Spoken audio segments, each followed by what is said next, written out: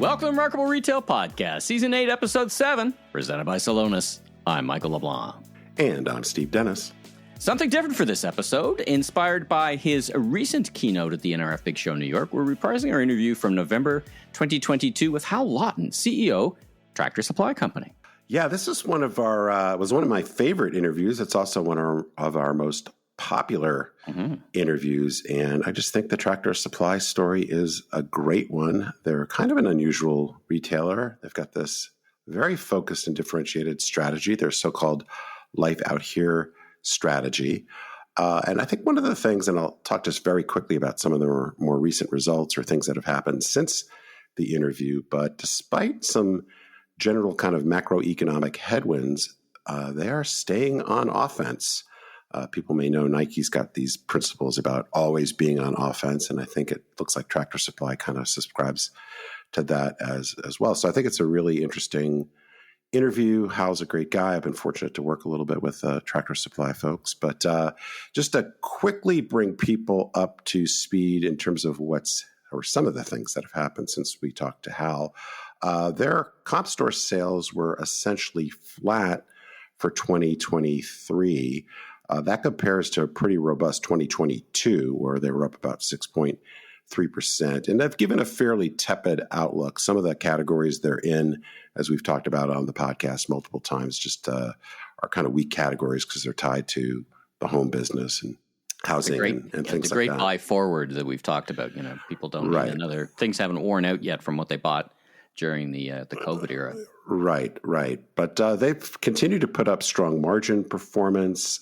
They are going for it on their store growth plans. They've upped their store growth target to 3,000 stores, which is quite a large number. That's just in the United States. And their loyalty program, which I think they were really rolling out or redoing around the time that we were talking to Hal, has 77% sales penetration, which pretty high number. So performance continues to be good. Some economic headwinds, but I definitely think one of the more remarkable retailers around today. Yeah, and in addition to being a fantastic retail leader, I noticed just paging through my copy of Leader's Leap, and I noticed he had some nice things to say. Let me just read what Hal had to say about the book. This book brilliantly navigates the crossroads where tradition meets innovation, urging leaders to make bold choices. Leader's Leap is an essential roadmap for those ready to embrace transformation and lead with courage and vision. Those are nice words. And I think in the world of these things, that you ask people that you not only think you have a connection with, but also think the same. And that kind of comes out in his statement, in his blurb, so to speak. The blurb, yes. No, he was very kind to do that, and I hardly had to do any begging, so that was nice. There is a bit of that behind the trade craft. Let's talk about Shoptalk for a little bit. It's coming up quick. You're first up, 2 p.m. on Sunday, Track 1, Exceptional Retail Experiences. Then you got a book signing from 2 to 2:45 on Monday. These are all local times. Free books. I think you're giving out free books, right? Yes, we'll have free books for the first 75 people that show up. Get there early. I will do my best to sign all of them in the 45-minute time slot we have. If I'm unable to get that done during that time slot, hopefully you find some way to track me down. But this will be the first handing out of the books, because it's still going to be a bit before the actual release date. So you can be one of the first people on the planet to get to see Leader's Leap. The actual Leader's Leap. So be there or be square, as some might say. Now, it's a very busy time for us. We're going to be bopping back and forth, all kinds of different things. We're also recording several episodes in our Bombauser remote podcast studio. Wonderful people, and they've come on board and are sponsoring our podcast studio by the water. We'll do some great interviews in that studio. And we may have a special podcast surprise as well. So keep an eye out. Social media, again, connect to our friends at Shoptalk. And then we're going to have a little bit of a party, right? Yeah, our plan is to have a small gathering in our beachside cabana on Monday at about 4:30. So we'll share a bit more about that on social media. So maybe you can get a behind-the-scenes glimpse and come say hi to us. last thing is we've got a discount on registration for Shoptalk that is in the show notes. So there's still time to sign up and come enjoy all the great content. Come see us at the Beachside Cabana. Come get a copy of Leader's Leap. I mean, it's a bountiful experience, really. It is going to be a great show, as always. All right, well, let's get into the news. NVIDIA, much anticipated earnings from a little piece of thing that drives computers. I guess this chip maker, I'd never heard these three words or these letters put in the same word before in my life up until the past year and a half. And now, oh my goodness, they're hot on the stock market and hot results. What's going on? Well, this isn't really a retail story per se, but I thought it was worth mentioning because NVIDIA is now, I think, has the third greatest market cap of any company on the planet. When they announced their very, amazing earnings, really, their market cap went up more in a single day than the value of Netflix, and I think also Ford, GM, and some other auto dealer combined. I mean, there's just all these comparisons that are hard to get your head around.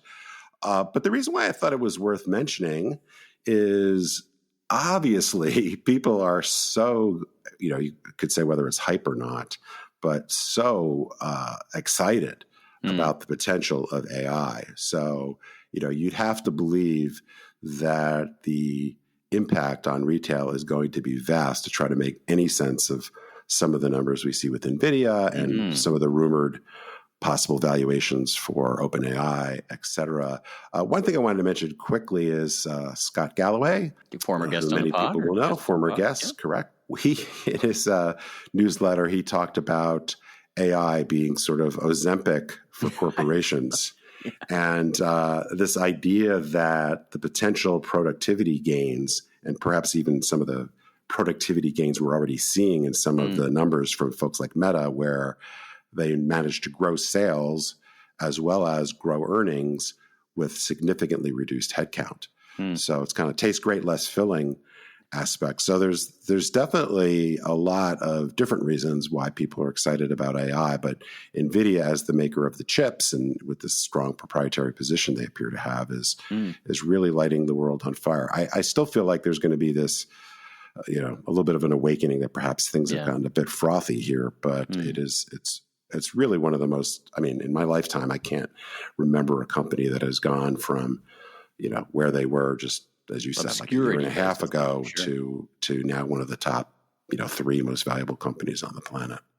Well, it's that acceleration that we just keep seeing. And, there's that great chart that says how many months does it take to get to 100 million users? And we thought TikTok was blowing it up at 9 months. And then ChatGPT comes in at 2 or something. If that wasn't the big retail story of the week, this certainly is probably the big retail story of the week. Walmart put out their results and great earnings. They go into a lot of detail. Like there's nothing hidden behind the curtain here. They gave us some great information about both the future of their business and how they see the future of retail. What'd you make of it all? Yeah, I really do appreciate if people want to go, if they're geeky like me, they can go to the Walmart Investor Relations page and find the earnings presentation they went through, where they break out quite a lot of detail. And so I do appreciate the detail they provide. When you think about how big Walmart is, and I suppose you could say the same thing about Amazon, you've got these massive companies. And so for them to run the kind of sales increases they ran, so they were up 6% quarter over quarter.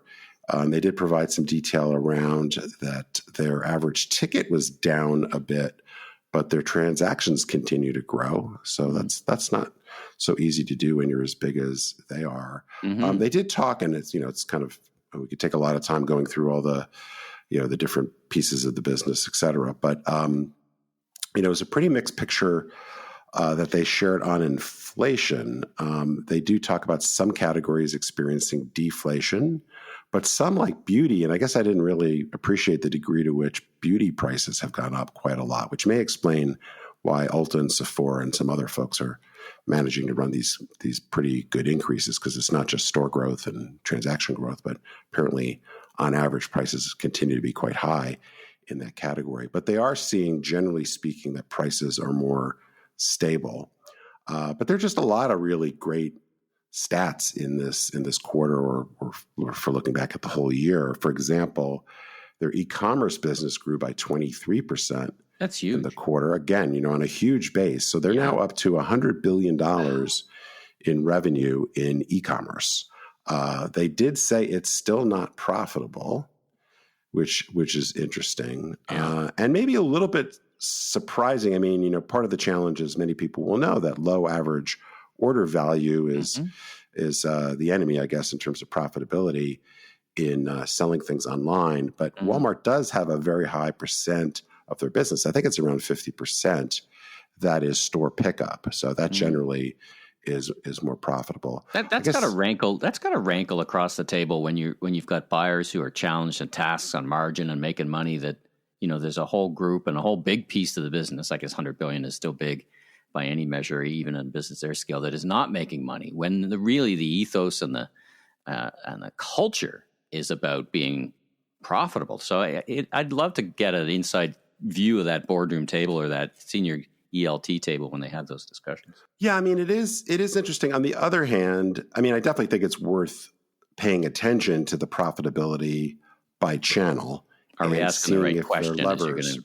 Yeah, well, I think, and I imagine, and I have a little bit of knowledge about how companies think about this. If you're looking at the overall profitability by customer, right? Because you could really hurt yourself by doing some things that might make your e-commerce business look more profitable, but actually worsen your overall profitability as a company. So I don't have any access to the specific data at Walmart to be able to say whether they're thinking about this in the right way. But I think that is something to not get so channel centric that you start to do things that backfire from a brand standpoint. But I do think many of the investments that Walmart's been making at kind of their hybrid strategy, driving a lot of this store pickup, store fulfillment, my guess is they'll be able to get the standalone, so to speak, profitability of e-commerce to be positive. The other two things I'll mention quickly, the ad business for them continues to be quite a good sales and presumably profit driver. It was up 33%. So that was greater growth rate than Amazon had, though on a considerably smaller but not insignificant base. And then the other piece of news, which wasn't specific to the earnings release, was that Walmart are going to be buying Vizio, the number 3 TV manufacturer, for $2.3 billion. I did not have this on my bingo card, but I think it's pretty interesting in terms of potentially propelling the ad business to new heights, because by buying Vizio, I don't get that. Yeah, how does that work? Because I thought a lot of people were saying this is going to be great for their retail media business, but I'm not connecting the dots yet there.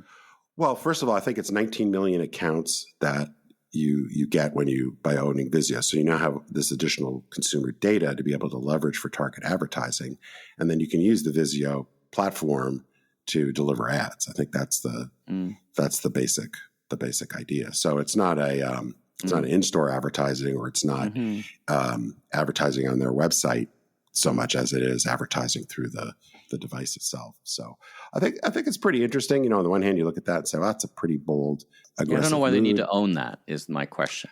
Yeah, I think that's a legitimate question. I'm not sure, but certainly they can control. I mean, that proprietary access to the data, I'm sure, is a big part of that, but being able to control it. But yeah, I don't understand enough about the financials to say whether that's a good deal or not. But I think it'll be pretty interesting to see how that unfolds.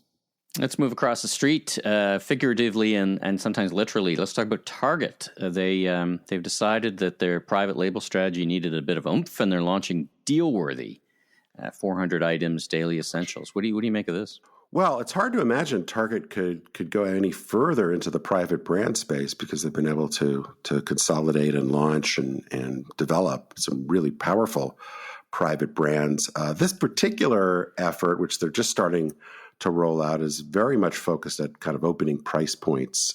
So Dealworthy is going to be about 400 items, things like phone chargers, disposable plates, etc. A lot of the items at below $1, some going up to as high as $10. Is this a Temu fighter? Well, I think it's, I I think that's part of it. I think as you look at the growth of Temu and as well as just in general dollar stores and this kind of ultra value segment, whether it's the online Chinese guys or whether it's the more local U.S. dollar store competitors, there's just a lot of activity there. So I think this is a way of going after it. Now they already have a very substantial low cost brand called Up and Up, which has been around for a while, and they've been kind of going through some different changes there to consolidate it and market more heavily. But those are kind of the next step up in price point. So, to me, it's maybe a little bit confusing to have two brands that are both kind of positioned in this opening price-ish area. But I think, it's definitely to respond to this ultra value segment that has, it's already quite substantial, but certainly been growing quite a lot and looks like it's going to continue to grow. Well, let's move to the other end of the mall. How are you liking my segues this time, everybody? I'm trying to do better on my segues. Let's talk about Macy's. It's not enough that Tony Spring had a reposition the business on his plate as he's starting to take over that business. He's now got a proxy fight going on, which is, I got to imagine, fairly distracting to both the operators and to him. Talk about what you're observing from this Ark House thing that's going on, and Macy's is fighting it. What's going on there? Well, it's really just, there's not a ton to say at this point, but it's just kind of the next chapter in the story. So Ark House had their offer to buy the company rejected. Macy's continues to push back on that offer and just the general interest in the company, saying that they don't believe they can get financing, that the value is too low, et cetera, et cetera. So now Ark House has kind of fired back by putting up its own slate of board member candidates. So they're nominating 9 new board members, basically to see if they can get friendly people on the board. So more to come, but it looks like the battle is heating up. Yeah. As are the distractions. So it's not like as I said, not like that organization needs any more distractions. They got a business to try and run or correct or whatever they're going to do with it. Let's talk about, I was looking at your notes and you sent me, behind the scenes, you sent me some notes about what we're going to talk about and what we'd like to talk about. And we share some notes and I saw Skechers. I'm like, why are we talking about Skechers? And then I'm looking at the numbers, 5,000 stores. They've got 5,000 stores aiming for 10,000 stores. Like they're the OG of the DTC. Talk about what's going on with this brand that, I can't say I pay attention to each and every day, but lots of folks do. Well, that's part. I mean, there were 2 reasons really why I suggested it. One is that, it's not a super high profile brand, doesn't get a lot of love or attention in the media, particularly. Even in the trade media, right? You don't see them often on stages at like a Shoptalk or something. Hey, there you go, Shoptalk. Get somebody. Right, but here they are, an $8 billion brand, 5,000 stores. They say they're hoping to get to 10,000 stores. So that's really just a remarkable number. But the other reason why I wanted to bring it up, and we've talked about this before, kind of this idea that direct to consumer or digitally native vertical brands, or what I like to call in this case an analog native vertical brand. I mean, this is a vertically integrated brand that has been around for quite some time. 30 years, right? 30 years ago, since something like that. First store. Yeah. So, as much attention as the Warby Parkers and the Allbirds and Away Luggage and all these kinds of stuff get, like all of them combined don't come remotely close to $8 billion in sales. Right. Nor do they have, even a 1/100th of the number of stores. And by the way, these guys, they are profitable. So, they are the OG of DTC. They've taken a strategy and really done quite a lot with it. So I just thought that was sort of an interesting from a historical perspective, and interesting just to say, well, who's actually growing and making money in the DTC space? And in many cases, it's some companies that are 3-4 decades old. And that's a wrap on the news. Now let's listen into our top-rated interview with Hal from Tractor Supply. But first, a few words from our presenting sponsor, Celonis. Want to ramp up speed and productivity for your entire retail operation? In the Celonis Process Mining for Dummies Handbook, we show you how Celonis process mining technology, enhanced with process intelligent AI, can help you streamline performance across your entire retail business so you can drive lasting value from end to end. That means purchasing, supply chain, omni-channel execution, merchandising, and customer service processes, all managed and optimized through one powerful software solution. To get your free copy of Process Mining for Dummies and see how it's generated millions in value for brands around the world like Aldi, Globus, and Edeka, head to Celonis.com/remarkable-retail. Well, Michael and I are delighted to welcome Hal Lawton to the show. Hal, how are you today? Doing great, thanks. Appreciate you having me on. Look forward to the discussion. Well, you and I actually have you and I talked about this. I have sort of a long history with Tractor Supply, in some respects going way back to my Sears days, where I first heard about Tractor Supply, and I was trying to figure out just what the heck is this company.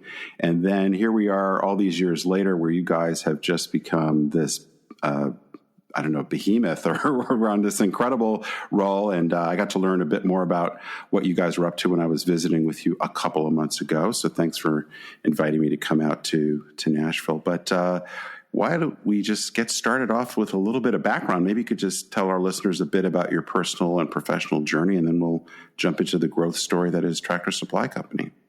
Yeah. And again, thanks for having me on. And I was born and raised in Kingsport, Tennessee, and that's the northeast corner of the state. And I was a math and science kid growing up, and my dad worked for Eastman Chemical, which is and the company's kind of historically been run by chemical engineers. And my dad was in finance, but in his world, his paradigm was that chemical engineers ran the world. And so since I was decent at math and science, kind of one thing led to another. I went to North Carolina State University and got a degree in chemical engineering. And then I worked as an engineer at a paper mill for a few years after undergrad, steel-toed shoes, hard hat, safety glasses.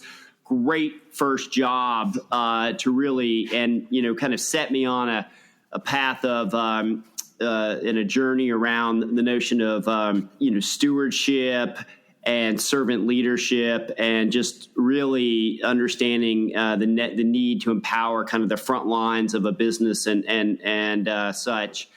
After a few years of working at a paper mill, I went back to business school at the University of Virginia, and right around that same time married my wife, Jody. We've been now married for 24 years. And then after business school, worked for McKinsey for 5 years in their Atlanta, Georgia office. And then after 5 years at McKinsey, went to work at Home Depot and spent 10 years at Home Depot. So that 15-year period was all in Atlanta, and that's where we had our three children were all born there as well. And, while I was at Home Depot, that's really where I kind of fell in love with retail, kind of all the things that come along with retail in terms of proximity to the customer, the speed at which you can see changes, the thrill of seeing, hourly and daily sales results.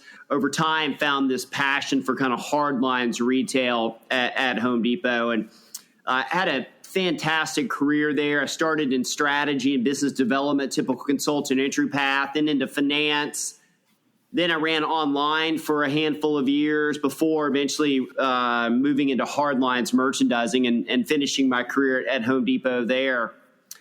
And then in 2015, after 15 years in Atlanta, we packed things up and moved out to the West Coast. And I ran North America for eBay for 3 years, in addition to a few global functions. And we lived in the Silicon Valley kind of Bay Area there. And it was for me, a fantastic period of growth and development to kind of live in the epicenter of global technology and to see e-commerce at such large scale. After 3 years of being at eBay, or nearly 3 years, moved to New York City, where I served as the president of Macy's, and did that for nearly 3 years before joining Tractor Supply in January of 2020. And really coming full circle back to the state of Tennessee, because Tractor Supply is headquartered in Brentwood, Tennessee, just outside of Nashville, and humbled by the journey that I've been able to be on, and a lot of luck and fortune, but a lot of great companies along the way, and it's really been, the journey's been able to provide some pretty incredible experiences for my family and myself. Wow, what a great career journey. We've talked to several folks who moved on from McKinsey into retail, and it's so interesting, the training you get there, and then you're, as you said, full circle right back into the hard lines business. I love the hard lines business. I spent a bunch of years at Black & Decker, so I'm more than familiar with Tractor Supply. And for a lot of the listeners, they may or may not be familiar with Tractor Supply. So, or if they're familiar, they may not know full scope and scale. So tell us a little bit about the scale of the organization and the profile of your customers, both on the consumer and pro side. Maybe they overlap, and give us a bit of 411 on the business. Start with, the company was founded in 1938. So we're coming up on our 85th anniversary. Numerical description of the company. We'll finish this year at around 2,150 stores, 2,150 in 49 states. The only state that we don't have stores currently is in Alaska. We'll exceed $14 billion in annual sales this year. So the average store does $7-ish million. And we have over 50,000 team members. So the average store has 15 to 20 team members in it. We've got what will soon be 9 distribution centers for a total of about 10 million square feet. And there's another 5,000 or 6,000 team members in our distribution centers. And so that's a bit of a numerical description. Mm-hmm. If I were to step back, we're a lifestyle retailer, and we serve life out here. And those words are very purposeful in their use. When we talk to our customers and ask them to describe where they live, what their hobbies are, the type of things they do for fun or what they do for work, invariably the words out here are almost always used. And what that really means in terms of life out here, these are homeowners, landowners, pet and animal owners, but they live typically in exurban or rural environments, typically live on anywhere from 2 to 10 acres of land. A lot of times they'll be described as kind of hobby farmers, but it can manifest itself in many ways. And our store is a reflection of that lifestyle. We are not a category retailer. We are a lifestyle retailer. So by contrast, if you think about like a Bed Bath & Beyond or a Best Buy, right, they're very much a category retailer. We have everything from apparel to pet food, to animal feed, to agriculture equipment, to power tools and truck boxes and trailers, to riding lawnmowers and live goods and fruits and vegetables. So and really we are, our intention is to be a one-stop shop for the out here lifestyle. And we do that, as I said, in a little over 2,150 stores by the end of this year, with each store being around 18,000 square feet in size. So a bit like the size of maybe a Walgreens. Right on. And what about e-commerce? So you got a big background in e-commerce. Is that a significant part of the business for the folks out there? Yes, it is. We do nearly right around $1 billion on our website a year.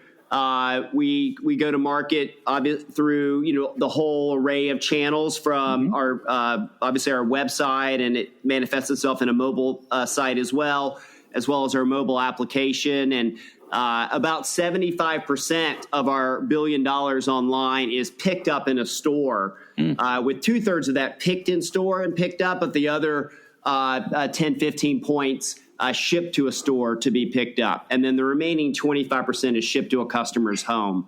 But it's a very attractive channel for us, and very integrated into our overall model. You've had incredible growth and success over the past number of years.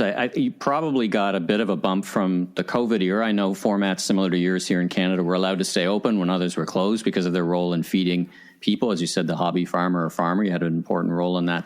But stepping outside of that, what are the key differentiators that make the business successful? You described location, assortment, merchandising, your segmentation. If you had to put your thumb on the kind of couple of key things that really have been the key drivers of growth for you and success, what would you say? Yeah, to your point, we've had a lot of success over the past few years, really kind of in a post-COVID world. Our sales are up in the third quarter. We just completed our third quarter and reported earnings results. And our sales on a 3-year basis are up 65%. We've been the benefactor of a number of secular trends that have remained structurally sound in the post-COVID world. And examples of those would be kind of this notion of rural revitalization, where you've got people that have moved from urban and suburban environments either out to ex-urban or rural environments. The notion of pet ownership and pet adoption, we had a significant uptick in that over the last few years. Other trends like homesteading, and then just really this self-reliance mentality. In many ways, we are the grocery store for our customers' animals, and it's a demand-driven, needs-based business, and there's just been an elevated and sustained elevated demand in a post-COVID world for our type of lifestyle and categories that we serve. What I would also say, though, while that's been these secular trends have been a big driver of our sales growth, they represent really maybe about half of our sales growth. So call it 30 or 40 points of our sales growth.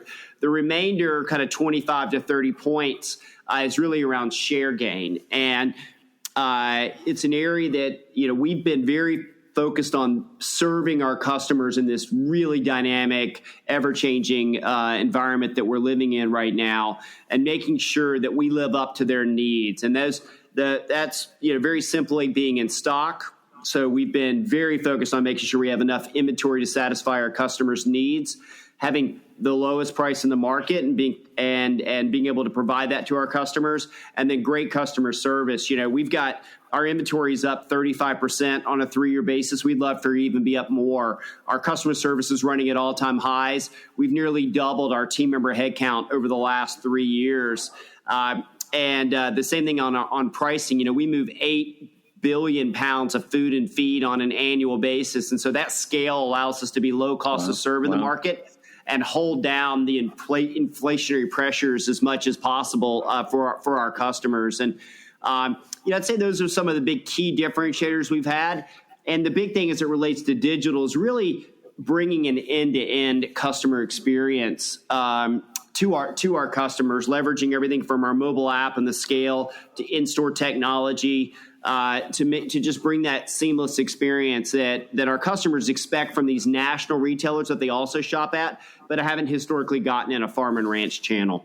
Hal, one of the things that we talked about after your vendor event that you were kind enough to invite me to was, and I don't know if you remember saying this, and I thought it was particularly interesting since you've worked at places like Home Depot and Macy's, which are very large format stores, is you said that the small size or the smaller size of your stores was a key competitive advantage.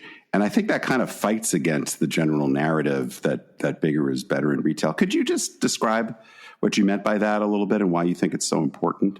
I always comment on two things in the history of the company. I think first, the most important decision that was made by predecessors in the company was really around our culture and creating a firm foundation grounded in our mission and values and the notion of servant leadership inside the company. And more than anything, our culture has been the foundation for our success over the last 84 years and will certainly be the foundation for our future as well. All that said, if you look tactically at the business model, as you and I were discussing, Steve, I think one of the best decisions the founders of the business, the modern day founders of the business made was the size of our store. And I think, in retail, if you think about the other ends of the spectrum on this large size spectrum, think about the countless number of retailers that wish their stores were smaller, and they struggle to maintain inventory turns and vibrancy of their inventory in the store. They're struggling to find enough programs to substantiate the square footage.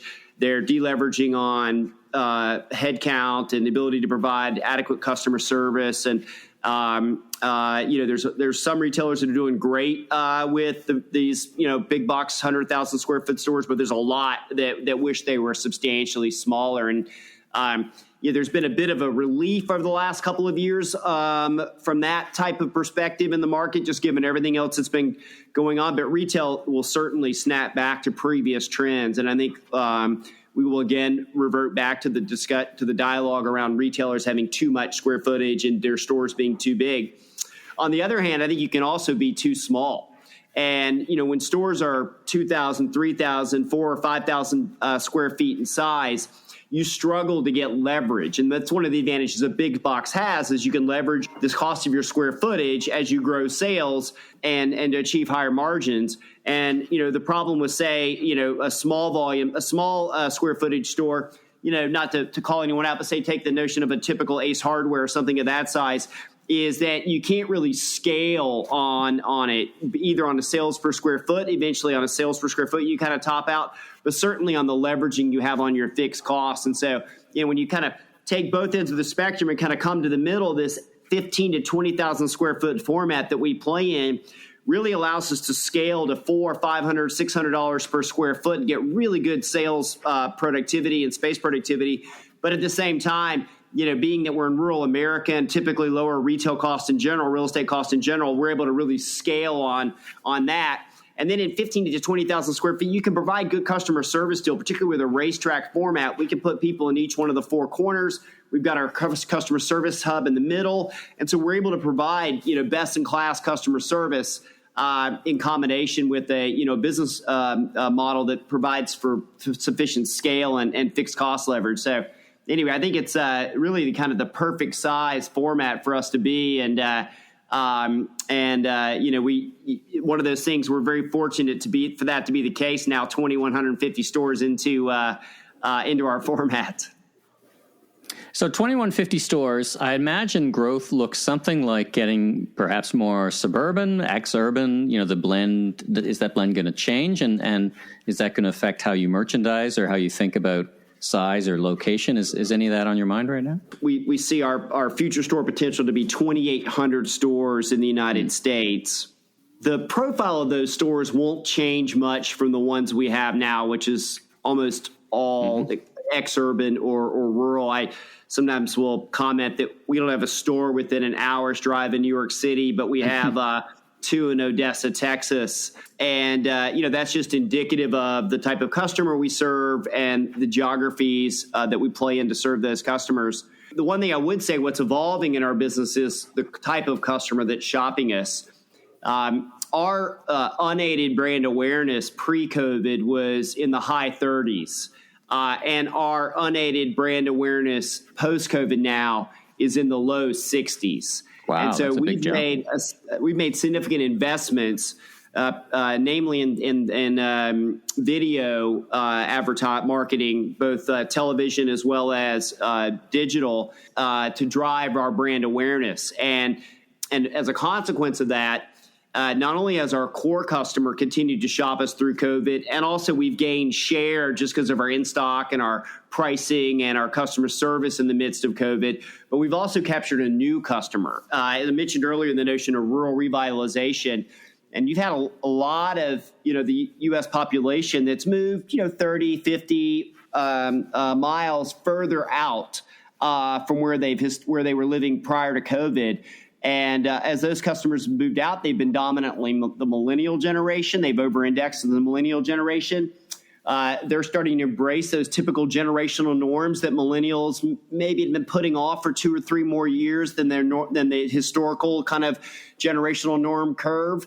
And, as they move out, they want to embrace the lifestyle, right? They want to get animals. They want to get pets. They want to still live that kind of organic, sustainable lifestyle. And so, whether it's planting fruits and vegetables, having gardens, they want to still live that same kind of that same responsible lifestyle even as they move out, and they want to take advantage of the space and begin that kind of next set of, whether it's getting married, buying a house, having children, whatever the case may be. That the millennials are now embracing those generational norms, and that's really benefited us, and I'd say is the biggest trend change in kind of the profile of our business over the last few years. You joined Tractor from Macy's, a retailer that I think we could probably agree is had some challenges in terms of getting back onto any kind of profitable growth trajectory. Not looking so much for a critique of Macy's, but I'm curious, given the different places you've been in retail and now all the success that Tractor Supply has been having, are there any general kind of leadership lessons that you could share with our audience that speaks to strategy or execution or culture or all the above? In my 20 plus years now in retail, and Steve, you talk about this quite a bit in your writings and other activities, it's all about staying ahead of the customer. I think businesses that evolve and invest to stay ahead of the customer, retailers continue to be successful to today, no matter if they're a 5-year-old retailer or, like us, an 84-year-old retailer. Retailers that don't invest in their stores, don't invest in their teams, cut expenses to hit a particular quarter's numbers, but do it at the expense of, long-term brand viability are the ones over time that struggle. And, if you were to look at the list is long of retailers who have gone out of business. And, I think the one thing that's in common is either they've not invested in their stores, and so the experience in the stores became unacceptable, or they began to cut labor, and so then they lost customer service, and you had a downward spiral there. Or they didn't evolve their business model to reflect evolving customers' needs, whether that's in the portfolio that they carried in the store, whether it's the ability to embrace things like omni-channel, or whatever the nuance is. I mean, I think about in our history, 40 years ago, we didn't sell animal feed in a big way. And now, we're far and away the largest seller of bagged animal feed in the country, somewhere between a 20 and a 25% market share, depending on the animal. Same thing, 20 years ago, we didn't really sell pet food in a destination-like way. And now we're a top 5 pet food retailer and definitely the biggest share winner over the last 3 years in the midst of COVID. And now we're, evolving our business again to build garden centers and get into the live goods business as a destination. And, I think that's the key thing is, we're also investing in our stores right now too. 2019, we invested $275 million in our business. This year, we'll invest $700 million in our business, so almost 2.5 times.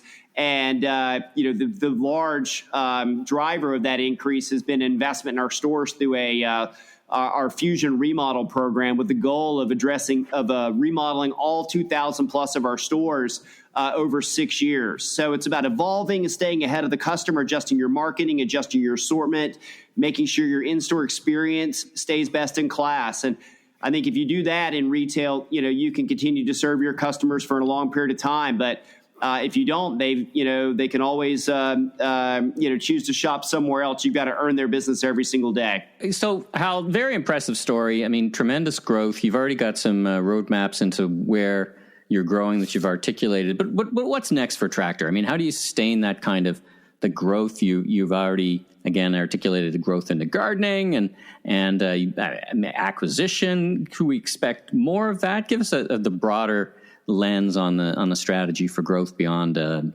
already impressive store count and different things like that. Yeah, we've got, as I said earlier, incredibly bright past. Over the last 84 years, we've had 31 consecutive years of positive revenue growth. That's through the recession of 2000 and the Great Recession around 2008 and 2009, certainly the COVID recession now. But we think we've got an equally bright future. And we're investing heavily in our store remodels, which are giving strong lift. We're investing heavily in our Neighbors Club program, which is our loyalty CRM program. We're investing heavily in digital and in our supply chain to make sure we stay ahead of our evolving customers' needs. And we think the best times are still ahead for Tractor Supply. And we think with the new store count growth we've got, with our existing store sales growth that we plan on having, billions and billions of dollars of sales growth ahead of us. And we put all that under the umbrella of what we call our Life Out Here strategy. It's got a 5-year runway ahead. It goes out to 2026, 2027, and a very defined amount of investments. And, as you can imagine, given our market, our total addressable market's $180 billion, and our revenues this year will be 40. So we still have under a 10% market share. So a long runway to execute on our Life Out Here strategy, but also, as you can imagine, a lot of other items on the list for down the road after that too. think the possibilities are limitless for us in terms of continued growth. Well, fantastic. I mean, you've got amazing momentum. You've got a clear eye in terms of the strategy fixed on everything that you're anchored back to, this focus on stores, this integration of e-commerce. Listen, it sounds fantastic, and really appreciate you sharing both your journey and more about Tractor Supply. It's an impressive organization, clearly, and it's great that I get to and the listeners get to learn a whole lot more and something that we can pay attention to and probably you definitely learn a lot from. So listen, thanks again for joining us on the Remarkable Retail Podcast. It's a real treat to hear from you, and thanks so much. You're clearly a busy fella, so thanks for taking the time out to chat with us, and we wish you continued success and a great rest of your day. Well, thank you so much. Again, I appreciate you all having me on. It's been a pleasure to talk with you the last half hour. Thanks for tuning in. New episodes of Season 8 presented by Celonis will show up every Tuesday, so be sure to tell your friends and colleagues in the retail industry all about us. I'm Steve Dennis, author of the best-selling book Remarkable Retail and my new forthcoming book, Leaders Leap, Transforming Your Company at the Speed of Disruption, which will be published in April and is available for pre-order at booksellers everywhere. You can learn more about me, my consulting, and keynote speaking at stephenpdennis.com. I'm Michael LeBlanc, consumer retail growth consultant, keynote speaker, producer, and host of a series of retail trade podcasts, including this one. You can learn more about me on LinkedIn, and you can catch up with both of us in person at Shoptalk in Las Vegas this March. Safe travels, everyone.